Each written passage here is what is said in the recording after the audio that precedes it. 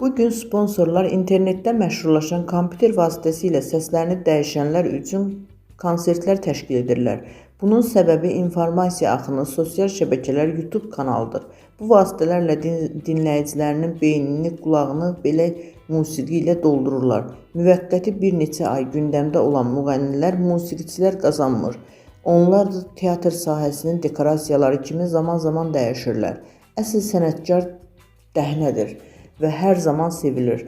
Millətin Səsi info xəbər verir ki, bu sözləri əməkdar artist Gülstan Əliyeva geriyə baxanda verilişində deyib. Sənətçi istər televiziyada, istərsə də məclislərdə rastlaşdığı mənfi hərəkətlərinə görə bəzi müğənniləri pisləyib.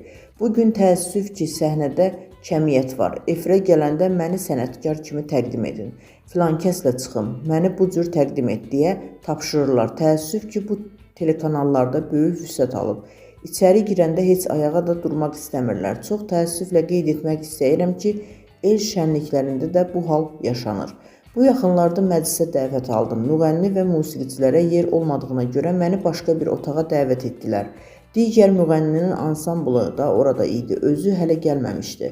Basıb yemək yeyirdilər. Yer olmadığına görə məni də ora apardılar. İnanın, içəri girdim, bilmirəm harada tərbiyə alıblar. Evdə təlim-tərbiyə, böyük-kiçik yeri öyrədilməyib. Belə tərbiyəsizcəsinə heç kəs ayağa durmadı ki, bura kimsə daxil oldu.